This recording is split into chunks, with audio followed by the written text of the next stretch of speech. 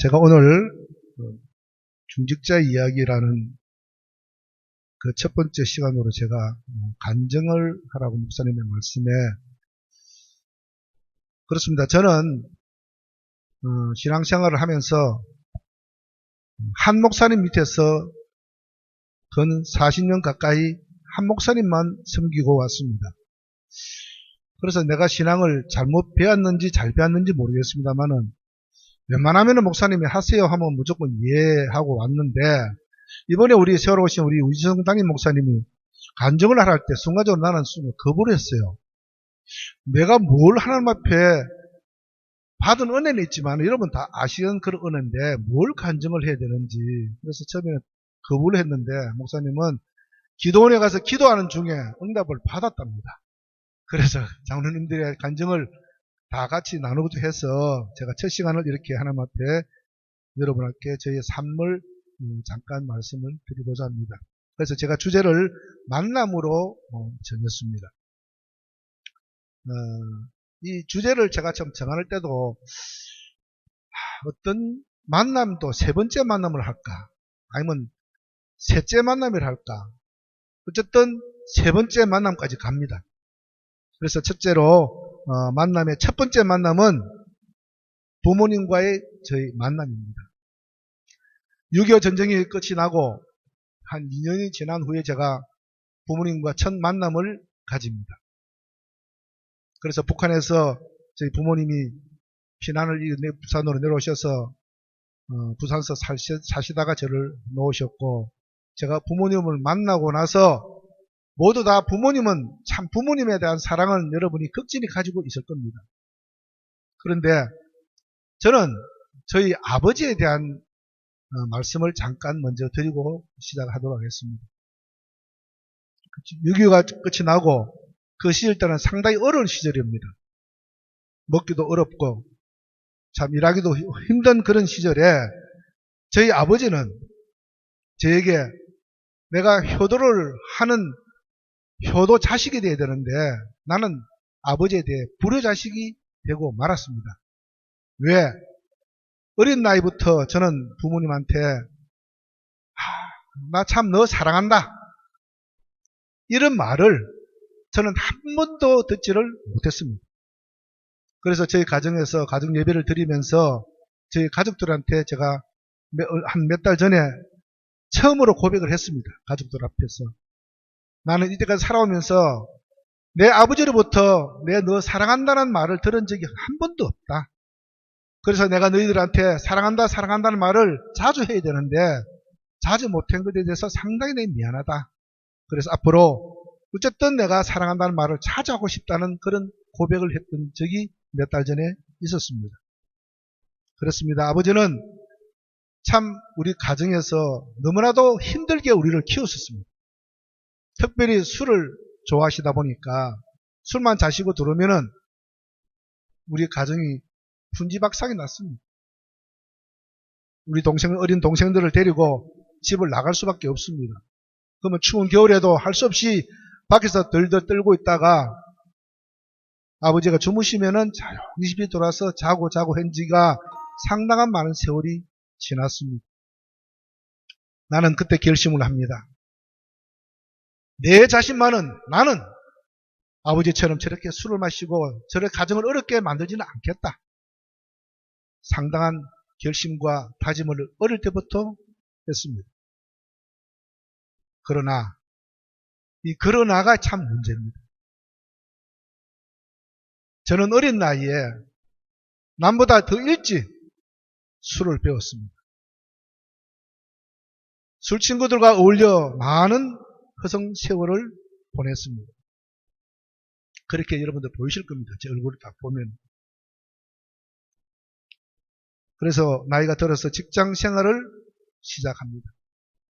첫 번째 제가 직장 생활을 한 그 직장 생활이 내 인생의 최대의 고난을 당하는 그런 때를 맞이합니다. 회사 생활 시작한 지가 한 2개월밖에 되지 않았습니다. 무슨 기술이 있겠습니까?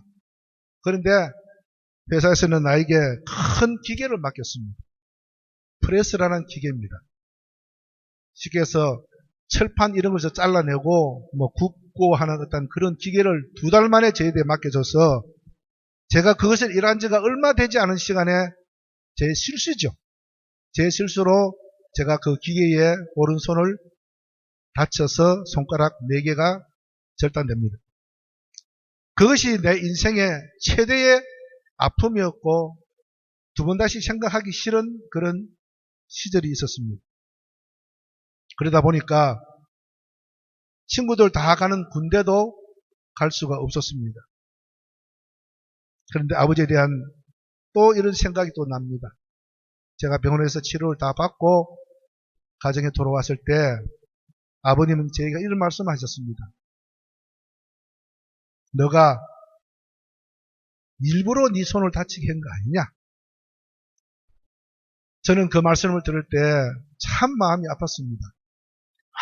어떻게 부모님이 자식에 대해 이렇게 말씀하실 수 있을까? 그래도 아버지 말씀이니까 그러려니 하고 저는 세월을 지나갔습니다. 사고 나니까 그래도 일단 무슨 보상을 받아야 되는데 지금 같으면은 뭐 변호사를 선임하고 지금은 어떤 법이 많이 잘 만들어져서 어느 정도의 법적으로 보장받는 보상을 받을 수 있습니다.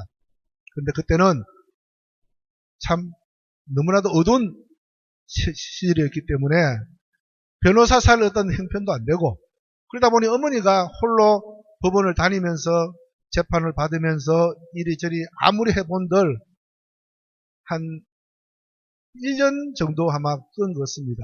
1년 후에 판결이 났는데 본인 실수가 100%다. 그래서 보상비는 제 기억에 한 100 몇십만 원 나온 걸로 알고 있습니다. 저는 그때는 뭐 돈이 그렇게 중요하고 이런 걸 생각지도 않았습니다. 왜? 내 몸 자체가 내가 불구가 됐는데 돈이 그 무슨 필요 있나. 그런 생활을 지나면서 가정에서 있을 수가 없었어요. 그래서 늘 저는 밖을 돌아다녔습니다. 그럴 때마다 어머니는 내 주머니에다가 하루에 나가서 쓸 수 있는 용돈을 꼭 넣어줬어요. 하루에 나가서 만약 1,000원 갖고 생활한다면은 꼭 1,000원을 쓰고 들어오면은 주머니에 돈이 없지 않습니까? 그런데 어머니는 그 다음날 되면 내도 모르게 내 주머니에 1,000원을 꼭 넣어줬습니다. 그래서 그런 세월을 기다리고 살다가 어느 날 어머니가 저에게 이런 말씀하십니다. 아버지가 아프단다. 수술을 한단다. 이런 말씀을 들었을 때 그러면은 부모님이 수술을 하고 병원에 있으면은 자식으로서는 가야 되지 않습니까? 그런 저는 안 갔습니다. 못 갔습니다. 갈 수가 없었습니다. 왜? 그 시절 때, 그 순간에, 그때쯤에 저하고 가장 절친한 친구 아버지가 돌아가십니다. 그래서 나는 병원을 간 게 아니고 장지로 갔습니다. 아버지를 선택한 것이 아니고 돌아가신 아버지의 장지를 저는 선택하고 그곳에서 3일을 지냅니다. 제가 그동안 3일 동안 지낼 수밖에 없는 것은 친구가 그때 군대에 가 있었기 때문에 군대에서 부모님이 돌아가셨다 하면은 연락을 받고 와야 되지 않습니까? 올 기간 동안 나는 3일 동안 지켰습니다. 그래서 장례를 같이 다 치렀습니다. 참 불효한 짓을 많이 했죠, 자식으로서. 그래도 나를 낳아주신 아버지인데 참 못된 불효 자식이었습니다, 저는. 그래서 얼마 후에 제 자신을 돌아봅니다. 이 험한 세상에서 내가 무엇을 할까? 내가서 무엇을 하면 내가 당당하게 이 세상에서 어깨를 펴고 살아갈 수 있을까를 생각해 봅니다. 아무런 용기가 나지 않습니다. 절망밖에 되지 않습니다. 내 이 손으로 무엇을 할까? 그래서 제가 결심을 합니다. 그래, 죽자. 죽는 것이 내가 제일 편한 일이고 내가 더 이상 고통받을 일이 없으니까 내가 죽음을 택하자 하고 집을 나옵니다. 그래도 마지막에 죽기 전에 보고 싶은 친구들이나 보고 싶은 친척들은 다 보고 죽어야 되겠다. 이런 생각을 하고 전국을 여행을 합니다. 그래서 마지막에 간 곳이 충청북도 진천에 가면은 제가 절실한 또 한 충청도 친구가 있었습니다. 그 집에 가서 하룻밤을 보내고 마지막으로 간 곳이 제주도로 갔습니다. 제주도에는 저희 작은아버지가 살아 계시는데 그게 가니까 작은아버지가 벌써 저희 집에서 연락이 다 갔겠죠. 수일이가 밖에 나간 지가 몇 날 며칠 돼도 연락도 없고 소식도 없는데 혹 제주도에 오면은 잘 달래서 좀 집으로 보내달라고. 제가 제주도에 작은아버지 집에는 가본 적이 없습니다. 한 번도. 주소도 모릅니다. 다니는 직장이 제주도 시청에 있기 때문에 시청에 찾아가서 인적사항을 물으니까 잘 가르쳐주지 않아요. 그래서 제가 이리이리 사정으로 왔으니까 좀 가르쳐달라 해서 겨우 주소를 알아서 제가 찾아가서 만나보니까 네가 무슨 짓을 하고 왔느냐고. 그래서 제가 아버지가 돌아가셨을 때 작은아버지가 오지 않았지 않습니까? 왜? 그때는 그 직업이 공무원이라 그렇게 쉽게 빠져나올 수 있는 그런 환경이 있는 직업이 아니었습니다. 그래서 내가 작은아버지가 보고 싶어서 이렇게 왔습니다. 이렇게 제가 핑계를 댔습니다. 거짓말이죠. 마지막 하적 인사하러 갔는데.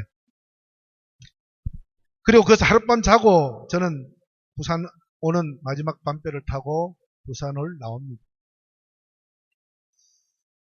그 마지막 밤배가 하루밖에 한 대밖에 없어요. 부산서 대주도 가는 것도 마찬가지고 너무 오랜 시간 가니까 한 10시나 11시 출발하면 다음날 5시, 6시 정도 돼야 도착하니까 마지막 그 배를 타고 부산을 향합니다. 그런데 그 내가 탔던 그날 그 밤은 달리는 그 여객선 난간에 서서 하늘을 쳐다보니 별도 없어요. 캄캄한 밤에 달 하나만 딱 떠가 있습니다. 내가 이 바다에 뛰어들면은 이제 모든 것이 다 끝이고 내가 더 이상 고통 안 받고 살아도 되겠다 싶어서 거기에서 저는 난간을 붙잡고 결심을 합니다. 그 순간 나에게 나를 부르는 소리가 내 귀에 들립니다. 수일아, 수일아 이렇게 부르는 겁니다. 엄마의 목소리였습니다. 그 순간 나는 정신이 바짝 들어서 나에게 엄마가 있었구나. 지금 와서 생각하면은 나를 그 난간에서 섰을 때에 나를 내 이름을 부른 그 목소리는 엄마의 목소리였지만은 나는 하나님이 나를 불렀다고 나는 지금 당당하게 말씀드릴 수가 있습니다. 왜? 하나님은 나를 그때부터 선택하셨는지 나를 그곳에서 건져 주셨던 것입니다. 그래서 나는 그 순간 내가 이래서는 안 되겠구나. 살아계신 엄마가 계시는데 내가 엄마를 보러 가야 되겠다 해서 가정에 왔죠. 집에 들어오니까 내가 주머니에 그때 돈 250원 남아 있었습니다.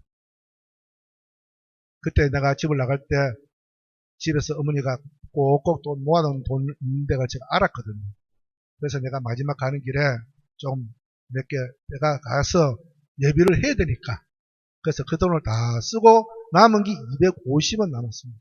그래서 가정에 들어오니까 난리가 났습니다. 누나하고 동생들하고 막 주변 사람들 몰려서 저놈의 자식이 죽었다가 살아온 자식 아이가 하면서 어머니는 나를 위로해 주었습니다. 얼마나 고생했나 마음고생 많았지 하면서 위로해 주신 분이 오로지 어머니였습니다. 우리 어머니의 고향은 아시다시피 초전에 말씀드렸다시피 북한입니다. 그래서 늘 북한을 가고 싶어서 늘 한번 북한 갔으면은 고향을 한번 가밟아봤으면 하는 그런 마음을 늘 갖고 있었지만은 보내드리지 못했습니다. 하지만은 천국으로 보내드린 걸 생각하면 난 하나님 앞에 잘했다고 생각합니다. 육신의 고향은 못 갔지만은 그래도 하늘나라로 갔으니까 얼마나 다양한 일입니까? 그래서 저는 가정에 돌아와서 이제 나 정신을 차리고 새 삶을 살자 하는 그런 마음을 먹고 기술을 배우기 위해서 어느 사람의 소개로 해서 소방업계에 취직을 하게 되었습니다. 그렇다. 오직 기술만이 살 길이다. 내가 살 길은 기술 아니면은 살 길이 없다. 그래서 저는 기술을 배우기 위해서 그곳에서 열심히 내 나름대로 일을 했습니다. 과거에는 그 기술자들이 그 일하는 사람들한테 기술을 잘 가르치지 않습니다. 옛날 사람들은. 그래서 그 옛날에는 무슨 교재도 잘 없었고 참 기술 배우기가 쉽지 않았습니다. 그래서 저는 내 나름대로 눈치를 보고 기술자 딸들도 따라다니면서 때로는 맞기도 하고 심지어는 저는 소방서까지 찾아가서 담당자한테 만나서 이런 거 내가 모르겠는데 좀 가르쳐 달라고 소방서까지 찾아가면서 저는 기술을 배웠습니다. 그 직장에 사장님의 둘째 아들이 있는데 그 둘째 아들이 좀 뭐랄까 세상 속에서 그냥 좀 잘 나가는 그런 한 아들이 있었습니다. 나는 그 아들한테 뺨까지 맞아봤습니다. 왜? 일을 잘 못한다고. 나는 내 나름대로 열심히 한다고 하지만은 내가 부족하니까 남이 예를 들어서 하루에 5개 할 거 나는 3개밖에 못하니까 뺨을 맞았습니다. 참았습니다. 참고 참았습니다. 얼마 되지 않아서 그 둘째 아들은 죽습니다. 젊은 나이에 죽음을 그는 맞이합니다. 죽기 전에 병원에 찾아가서 나는 나를 뺨을 때렸고 나를 괴롭게 한 사람이지만은 그래도 마지막 가는 길이 너무나도 불쌍해서 가서 위로도 하고 격려도 했습니다. 나는 지난 날을 생각해 보면은 참 하나님은 저를 일찍 사랑하고 계신 것이 아닌가. 하나님을 사랑하는 택한 백성을 괴롭게 한 자를 하나님이 다 보고 계셔서 괴롭게 하는 그 사람을 일찍 세상을 버리게 하셨나 라는 이런 무서운 생각도 한번 해 보았습니다. 둘째의 만남입니다. 한 여인의 만남을 저는 맞이합니다. 직장생활을 하면서 세상 즐거움을 누리면서 살아왔습니다. 술친구 어울리면서 때로는 유흥업소를 다니면서 그때 말하면 나이트클럽이라는 데가 있었습니다. 그런 데 가서 못 추는 춤도 추고 술도 마시고 그렇게 세상을 즐겨왔습니다. 이렇게 방탕생활을 할로 살아가는 내 모습을 바라보는 한 여인이 있었습니다. 그녀는 얼마나 저 인간이 불쌍해 보였는지 나의 영혼이 불쌍해서 구원의 손길로 나에게 다가옵니다. 예수님 믿으세요. 예수님 믿으세요. 나는 이렇게 대답을 했습니다. 내 자신을 믿지 나는 예수님을 안 믿겠다고. 내 자신이 무엇 하나 올바른 것도 없고 부족한 몸이고 죄만 짓고 살아가는 난데 어떻게 내가 감히 예수님을 믿을 수 있겠느냐고 스스로 자책을 하는 것입니다. 그런데 어느 날 나도 모르게 아름답고 복스럽게 생긴 그녀를 따라갑니다. 따라다니지만은 세상 즐거움은 끊지를 못했습니다. 예수 믿는 사람은 성경책을 예배 있는 날은 꼭 가지고 다니지 않습니까? 그래서 저는 성경책을 폼으로 늘 가지고 다녔습니다.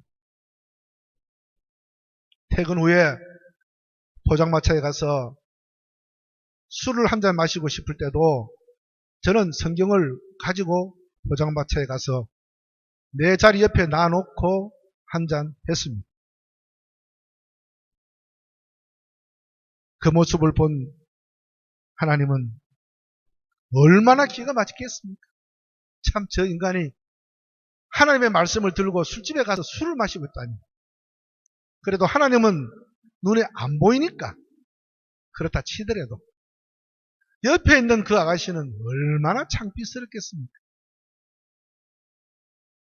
그것도 성경책이 없더라면 좀 덜할 건데 성경책을 옆에다 뻔히 놔놓고 술을 마시고 있었으니까 옆에 있는 그 아가씨의 마음은 정말로 창피스럽고 창피스러웠습니다. 그래도 그 모든 것 다 감수하면서 한 인간 새롭게 거듭나게 만들어 보겠다고 한 그녀를 만난 것이 하나님의 은혜요, 하나님의 축복이었습니다. 그때부터 저희들은 남모르게 데이트도 하면서 가깝게 지내게 됩니다. 그녀를 만나기 전에도 여러 아가씨들을 만나고 지내왔습니다. 또한 세상을 즐기며 느끼며 살아왔습니다.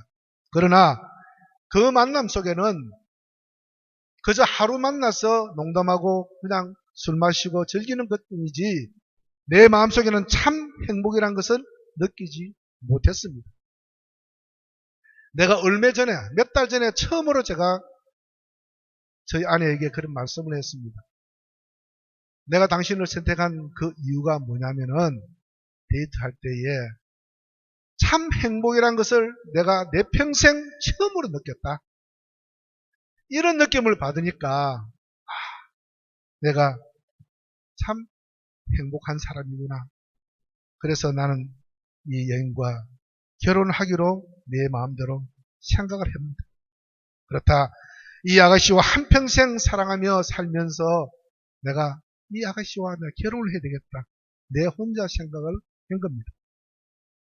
그 후로는 또한 데이트와 또 그녀의 말을 듣고 교회를 다녔습니다. 그러던 어느 날 교회가 너무나도 가고 싶었습니다. 예배가 없는 날입니다. 연산 오타리 2층에 있는 순복음 제1교회에 있을 때에 그 2층 교회에 가서 들어가니 문이 잠겨서 들어갈 수가 없었습니다. 그 출입문 위에 보면은 쪽문이 하나 있는데 그 쪽문을 열고 들어가려고 발부동을 쳐봤습니다. 들어갈 수가 없었습니다. 그때 마침 관리 집사님이 기도하러 오셨습니다. 그래서 키를 열어줘서 그 성전에 제가 들어갈 수 있었던 것입니다. 아마 내가 성전에 들어가고 싶은 그 절실한 그 마음을 하나님이 보셔서 아마 관리 집사님을 보내주셨지 않나 저는 그렇게 생각을 해봅니다. 성전에 들어갔습니다. 들어가서 기도를 하는데 그때는 뭐 신앙생활을 한 지가 얼마 되지 않아 보니까 진정한 회개가 무언가를 몰랐습니다. 그래서 엎드려서 한없이 눈물이 났습니다. 그냥 울기만 했습니다. 울다가 생각하니까 지난날의 내 모습이 정말로 초라하고 날마다 죄만 짓고 살아가는 내 자신이 너무나도 불쌍하고 내 자신이 너무나도 애처롭게 느껴졌습니다. 그 후로는 나름대로 이제 열심히 신앙생활을 하면서 세상에서 즐기던 술과 담배도 어느 순간에 끊어졌습니다. 아니 자동으로 끊겨졌습니다. 저는 어쩐 예수 믿는 사람들이 술과 담배를 못 끊어서 신앙생활을 하면서도 나름대로 고생하는 사람들도 여러 번 봤습니다.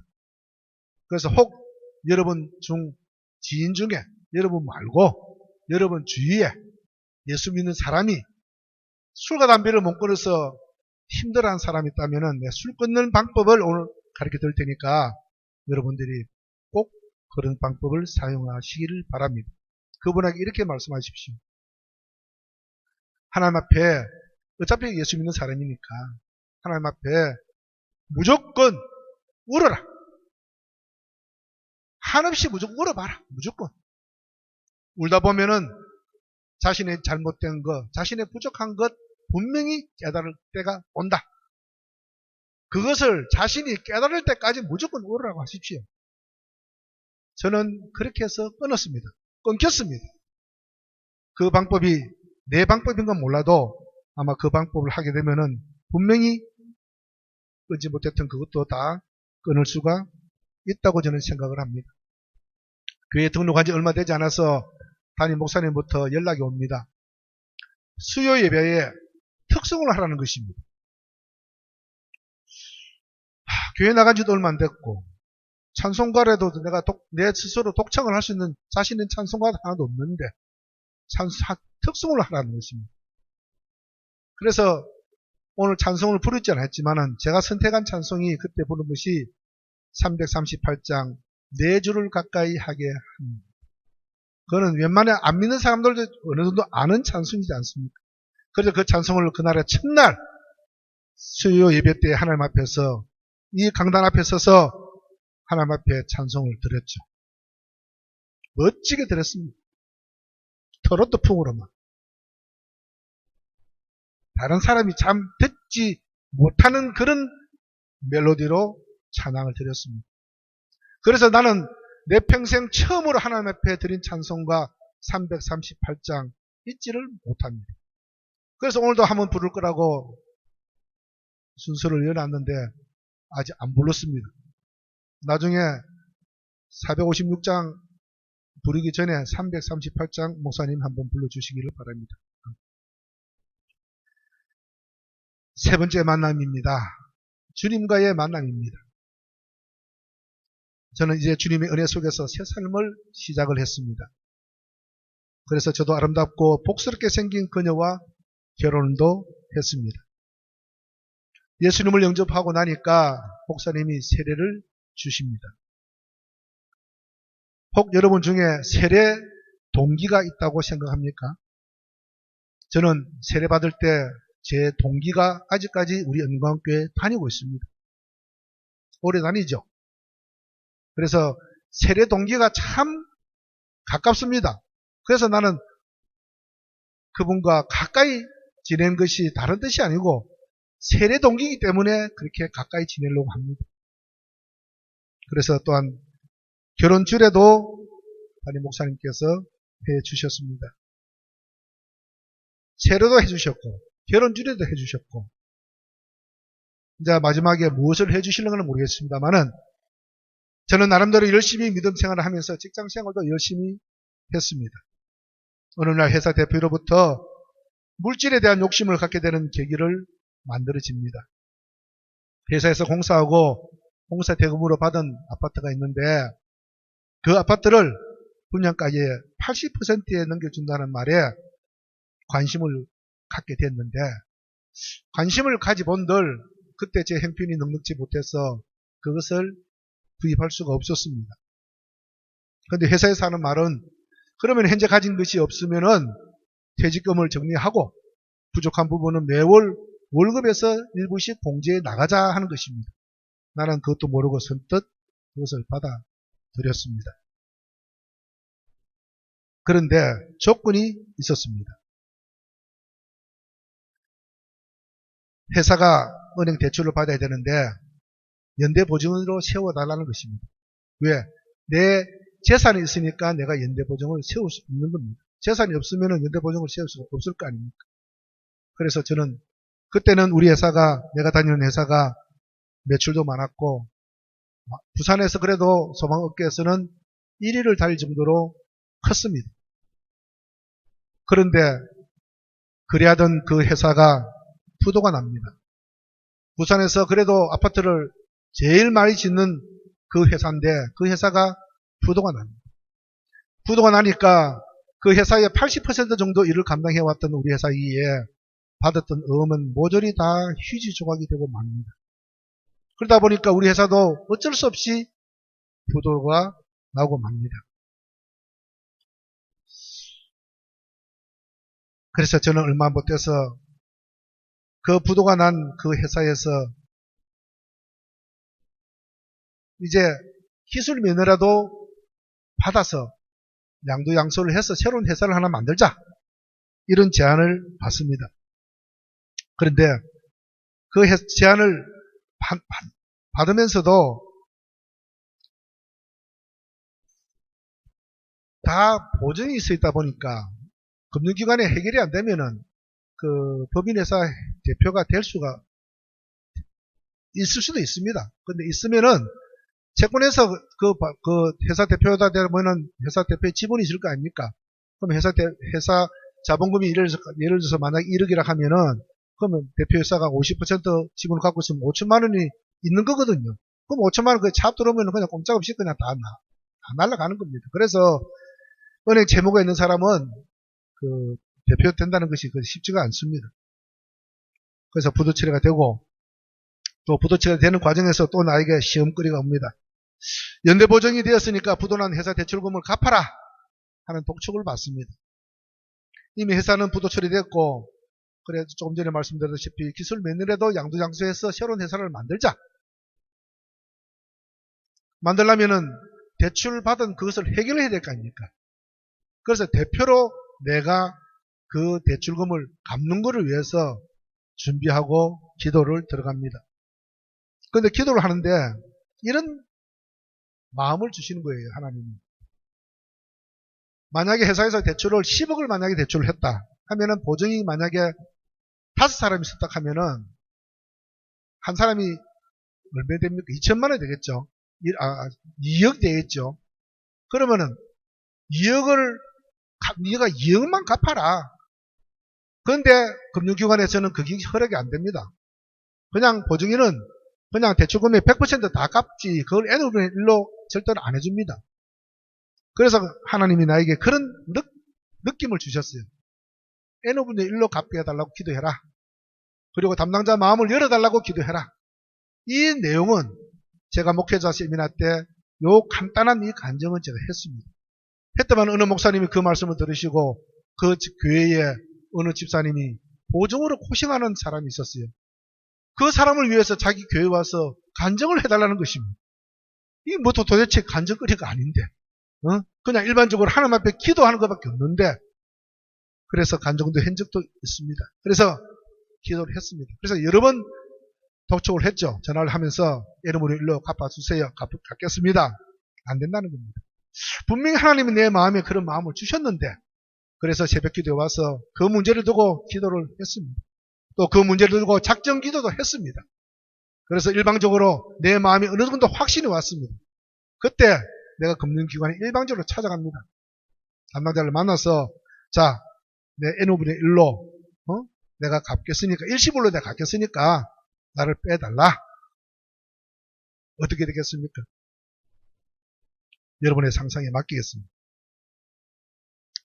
그래서 나는 그 후로 하나님 앞에 모든 대출금을 갚게 해달라고 기도를 하고 기도를 했습니다. 나름대로 참 신앙생활을 열심히 하고 직장생활도 열심히 한다고 했지만은 그것이 내 생각대로 내 뜻대로 잘 되지는 않습니다. 그래서 제가 보증이라는 것이 얼마나 중요하고 그에 대한 막중한 책임이 뒤따른다는 것을 그때는 전혀 몰랐습니다. 장로 직분도 받고 나름대로 그래서 중직자로서 교회에서 신앙생활을 열심히 한다고 하는 사람이 직장생활을 하면서 저렇게 사회에서 저렇게 고통을 받고 있는 저를 바라볼 때 여러분들이 참 중직자도 별 수 없구나 라는 생각도 분명히 했을 것입니다. 그래서 저는 잠언 말씀을 보았습니다. 잠언 22장 26절에서 27절 말씀에 너는 사람과 더불어 손을 잡지 말며 남의 빚에 보증을 서지 말라. 만일 갚을 것이 내게 없으면 내 눈 침상도 빼앗길 것이니라. 이 말씀이 있었는데 이 말씀조차도 저는 그때는 보지도 못했고 생각지도 못했습니다. 후에 다 끝나고 나서 잠언 말씀을 읽다 보니까 이런 말씀이 들어왔습니다. 이미 늦었죠. 그때 이 말씀이 내가 알았더라면은 내가 보증이라는 것에서 벗어날 수 있었을 건데 벗어나지 못했던 것입니다. 지금은 연대보증이라는 제도가 회사 대표 외에는 아마 없는 걸로 알고 있는데 아무튼 보증은 무섭습니다. 혹시 누군가 여러분 중에서 보증으로 인해서 고민을 하고 보증을 써달라고 하는 사람이 혹 있으면은 여러분의 자신이 그래 그 보증빚은 내가 갚겠다 갚아줄게 라는 그런 마음이 들면은 보증을 써주십시오. 그런 마음이 아니면은 가급적 보증은 쓰지 마십시오. 보증 뒤에는 무서움이 항상 따르게 되어 있습니다. 그래서 이제 새로운 회사를 만드는데 이제 금융거래가 정상적인 사람은 저밖에 없습니다. 그러다 보니까 내가 그 회사 대표직을 맡을 수밖에 없었습니다. 단 나는 조건을 내세웠습니다. 단 한시적이다. 전번에 부도난 그 회사의 대표 부인이 대표직을 맡는 조건으로 하고 그 사람도 연대보증으로서 채무가 있기 때문에 세울 수가 없었죠. 그래서 그 채무가 변제되면은 그분이 대표직을 맡는다고 해서 저는 한시적으로 대표직을 맡았습니다. 그러나 그것이 쉽게 해결되지 않았습니다. 그 채무는 계속 이어져 왔기 때문에 제가 계속해서 대표직을 맡을 수밖에 없었습니다. 그래서 자본금도 얼마 없는 데다가 관공서 공사하고 뭐 공사는 많이 했지만은 받은 것이 다 어음이요. 받은 어음도 막 이리저리 부도도 나죠. 이러다 보니까 이 회사마저도 부도라는 것을 맡게 됩니다. 나는 그때 하나님께 따졌습니다. 물었습니다. 하나님, 왜 나에게 이렇게 또 고통스러운 삶이 또 지어져야 됩니까? 왜요? 나는 왜라는 소리를 하나님 앞에 마구마구 따졌습니다. 하나님이 나에게 이렇게 말씀하시는 것 같았습니다. 네가 언제 회사 대표한다고 내한테 와서 물어봤나? 네가 연대보증 쓰겠다고 할 때 내한테 와서 기도하고 내 응답을 받았나? 그 어떤 거 결정할 때 내한테 와서 응답받고 네가 실천을 했나? 모든 것 결정할 때 네 자신이 결정하고 확정했으면 그 책임은 네가 져야 되는 거 아니냐? 이런 느낌을 저는 받았습니다. 그것을 끝이 나면 얼마나 서럽고 얼마나 하나님을 내가 더 원망했겠습니까? 그러나 그 뒤에 바로 나의 마음에 주시는 그 감동이 그래 앞으로 네가 살 길은 네가 나한테 기도하는 길밖에 없다. 기도하면 내가 너의 살 길을 내가 열어주겠다는 그런 깨달음을 저는 받습니다. 부도난 후에 닥치는 어려움은 생각보다 컸습니다. 너무나도 힘들었습니다. 먼저 가족들에게 미안한 마음이 너무나도 컸습니다. 채권자들이 집에 몰려와서 행패를 부리고 돈을 갚으라고 또 이웃집들 보기에도 너무나도 부끄러웠습니다. 내가 왜 이런 수모를 겪어야 하는가? 너무나도 힘들어서 저는 기도원에 들어갑니다. 하나님 앞에 매달리기 위해서 기도원에 들어갔습니다. 하나님, 저 앞으로 어떻게 해야 살아가겠습니까? 어떻게 해야 이 어려움을 극복하고 살아갈 수 있겠습니까? 내 평생 하나님 앞에 그렇게 간절히 기도하고 부르짖을 때는 이때가 처음이었습니다. 많은 회개의 눈물로 여러 날을 기도원에서 보내면서 매일매일 산 정상에 올라가서 아무도 없는 그 산성정에서 하나님을 부르며 기도했습니다. 기도하고 기도했습니다. 그런데 그 기도를 하고 다른 우리 그때 응안교회 어느 집사님의 가정이 좀 힘든 가정이 있었습니다. 그 집사님의 가정을 위해서 기도하려고 기도를 하는데 갑자기 내 귀에서 굉음 같은 소리가 납니다. 뭐지? 주위를 둘러봐도 그 지역은 비행기가 다니는 곳이 아니었습니다. 또 엎드려 기도하는데 또 같은 속도 같은 굉음이 내 귀를 울립니다. 이거는 기도를 하지 못하게 하는 어떤 사단의 장난이냐? 여러 가지 생각도 해보았습니다. 또 어느 날은 그 산 정상에 보면은 그 약수터가 있습니다. 그 기도원에. 그 약수터 옆에 제가 쓰러져 있는 겁니다. 눈을 떠보니까 내가 기절하고 있었어요. 그 기도원, 약수터 옆에. 그래서 이런 것을 저는 많이 겪으면서, 하나님 앞에 기도하는 자는 사단이 가만두지 않는구나. 사단이 많은 회방을 놓는구나. 그러다 보니까 내가 더욱더 하나님 앞에 기도하고 기도할 수밖에 없었습니다. 내 평생 머리 털라고 예수 믿고 나서 그렇게 부르짖고 그렇게 기도한 적은 내 평생 처음이었습니다. 그래서 나는 그 기도원을 내 지나간 지금도 한 번씩 생각하면은 내가 기도했던 그 산 정상을 생각하면은 나는 참 눈물도 납니다. 이제 실제 회사 주인은 전번 회사 부도로 대표직을 맡지 못해서 제가 한시적으로 대표직을 맡았다고 했지 않습니까? 그런데 부도가 난 후에 얼마 안 있어서 그 전직 그 회사 대표는 세상을 또 떠납니다. 어떻게 내와 가까운 사람들은 그래 빨리 세상을 떠나는지 모르겠습니다. 그러니 어디에다 내가 하소연을 하며 누구하고 의논하고 이것을 해결해 나가겠습니까? 제가 다 덮어쓰고 제가 다 책임질 수밖에 없었습니다. 부도로 인해서 금융권의 채무가 아직까지 많이 남아 있습니다. 하지만 그것도 하나님께서 때가 되면은 갚아줄 길을 열어주실 거라고 나는 믿고 싶습니다. 또 부도 후에 여러 가지 재판으로 인해서 판사 앞에 가서 200명, 저백 명 많이 이야기도 했습니다.